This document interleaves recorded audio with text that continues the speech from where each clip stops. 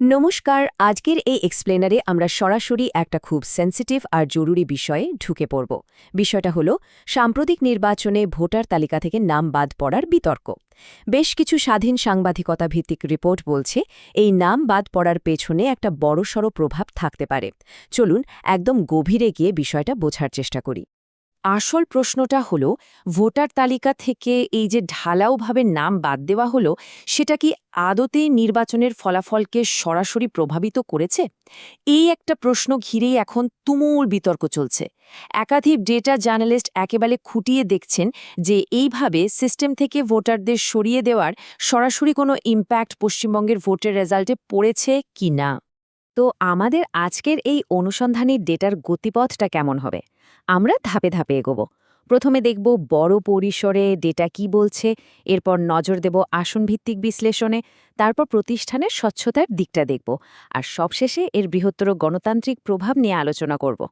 চলে আসছি আমাদের প্রথম ভাগে, ভোটার তালিকা থেকে নাম বাদ দেওয়ার বিতর্ক। দ্য রিপোর্টার্স কালেক্টিভ এবং সবরঙ্গ ইনস্টিটিউটের মতো প্ল্যাটফর্মগুলোর রিপোর্ট অনুযায়ী এই ডিলিশন বা নাম বাদ দেওয়ার প্রক্রিয়ায় যে এসআইআর অর্থাৎ সিস্টেম্যাটিক ভোটার রিভিশন মেকানিজম ব্যবহার করা হয়েছে তা নিয়ে বেশ কিছু গুরুত্বপূর্ণ প্রশ্ন উঠেছে। সাংবাদিকদের দাবি, এখানে একটা বেশ অস্বচ্ছ সফটওয়্যার ব্যবহার করে সন্দেহভাজন ভোটারদের চিহ্নিত করে তালিকা থেকে বাদ দেওয়া হয়েছে। স্বভাবতই এমন খামখেয়ালিভাবে নাম বাদ দেওয়ার কারণে পুরো নির্বাচনী প্রক্রিয়ার স্বচ্ছতা নিয়ে একটা বড়সড় প্রশ্নচিহ্ন তৈরি হয়েছে। এবার চলুন আমাদের দ্বিতীয় ভাগে সামগ্রিক ডেটা বিশ্লেষণে নজর দেয়া যাক। স্ক্রোলের অনন্ত গুপ্তর মতো বিশ্লেষকদের জোগাড় করা ডেটা দেখলে আক্ষরিক অর্থেই চমকে উঠতে হয়। ভাবুন তো, প্রাথমিক খসড়াতেই প্রায় ৬৩ লক্ষ ভোটারকে বাদ দেওয়ার জন্য ফ্ল্যাগ করা হয়েছিল। কারণ হিসেবে বলা হয়েছিল এরা নাকি মৃত, ঠিকানা বদলে ফেলেছেন, অথবা এদের তথ্যে লজিক্যাল কোনো অসঙ্গতি রয়েছে। ৬৩ লক্ষ সংখ্যাটা সত্যিই বিশাল, তাই না?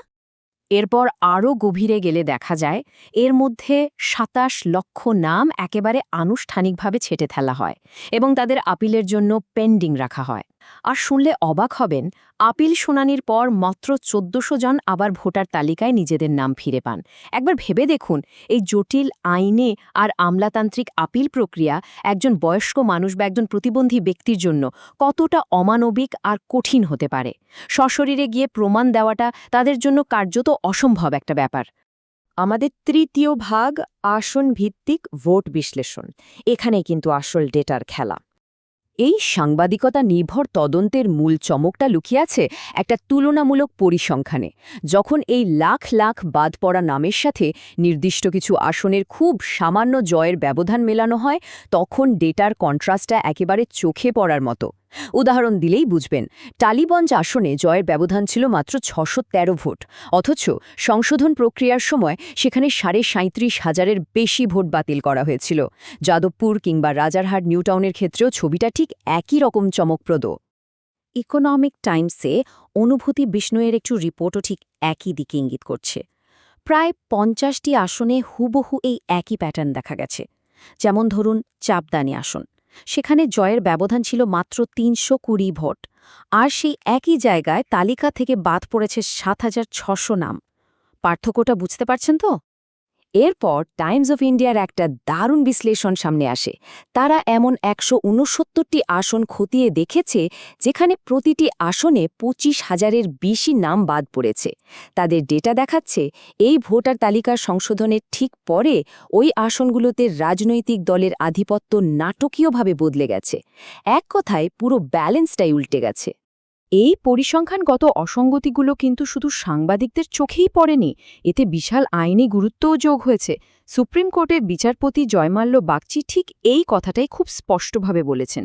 তার পর্যবেক্ষণ অনুযায়ী জয়ের ব্যবধান যদি 2% হয় এবং ভোট বাতিলের হার 15% হয়, তবে আদালতকে বিষয়টি ভেবে দেখতে হবে। অর্থাৎ জয়ের ব্যবধানের তুলনায় নাম বাদ পড়ার এই বিপুল বৈষম্য যে গুরুতর আইনি তদন্তের দাবি রাখে, সেটা তিনি স্পষ্ট করেই বুঝিয়ে দিয়েছেন। এবার আমরা যাব চতুর্থ ভাগে, স্বচ্ছতার অভাব এবং নির্বাচন কমিশনের প্রতি ওঠা কিছু সরাসরি প্রশ্নে।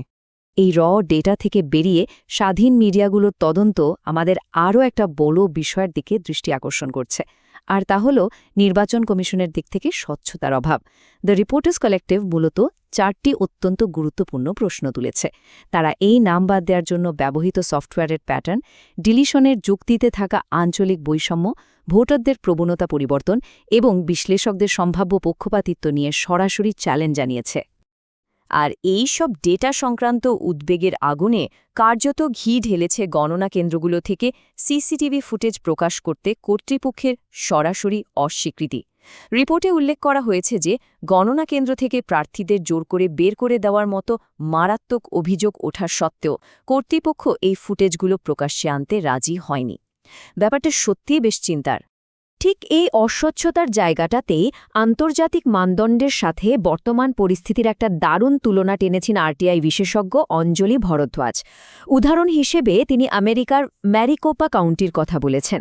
সেখানে নির্বাচনী স্বচ্ছতা বজায় রাখতে ব্যালট গণনার ২৪ ঘণ্টা নিরবিচ্ছিন্ন লাইভ ব্রডকাস্ট করা হয়।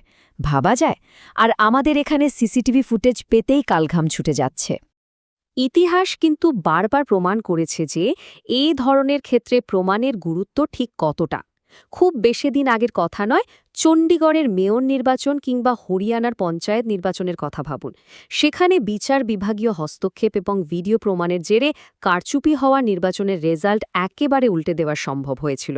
এই ঘটনাগুলো আমাদের বারবার মনে করিয়ে দেয় যে ডেটা এবং স্বচ্ছতা কেন এতটা জরুরি। চলে এসেছি আমাদের একেবারে শেষ ভাগে, গণতান্ত্রিক প্রক্রিয়ার ওপর এর সার্বিক প্রভাব।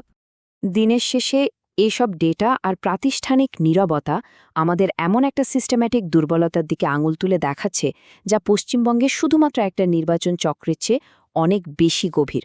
ফর্ম 17C ডেটা প্রকাশে অহেতুক বিলম্ব, হঠাৎ করে ৭ লক্ষ নতুন ভোটারের সংযোজন এবং সর্বোপরি প্রাতিষ্ঠানিক নিরপেক্ষতা নিয়ে ওঠা প্রশ্নগুলো জনমানসে এক মারাত্মক অবিশ্বাসের জন্ম দিচ্ছে। আর এই কাঠামোগত দুর্বলতার সবচেয়ে বড় ভুক্তভোগী কিন্তু সমাজের প্রান্তিক স্তরের মানুষজন এবং বিশেষ করে কোনো প্রতিবন্ধী ব্যক্তি, যাদের কথা আমরা আগেই বলছিলাম। এই উদ্বেগগুলো কিন্তু এত সহজে মুছে যাওয়ার নয়। আর ঠিক এই জায়গাতে সচেতন নাগরিক হিসেবে আমাদের সবার মনে একটা অত্যন্ত জরুরি প্রশ্ন ওঠা স্বাভাবিক। একটু ভেবে দেখুন তো, কে ভোট দিতে পারবে সেই মৌলিক তালিকাতেই যদি কোনো বড়সড় আপোষ করা হয়, তাহলে একটা গণতন্ত্র কিভাবে সবার জন্য সমান অধিকার নিশ্চিত করতে পারে? এই প্রশ্নটা রইল আপনাদের সবার জন্য। আমরা চাই সবাই এটা নিয়ে একটু ভাবুক। স্বাধীন ডেটা অ্যানালিসিস আমাদের চারপাশের জগৎকে বুঝতে কিভাবে সাহায্য করে, সেটা আশা করি আজকের এই এক্সপ্লেনের থেকে কিছুটা হলেও পরিষ্কার হয়েছে। ভালো থাকবেন, আর হ্যাঁ, সঠিক প্রশ্ন করতে ভুলবেন না।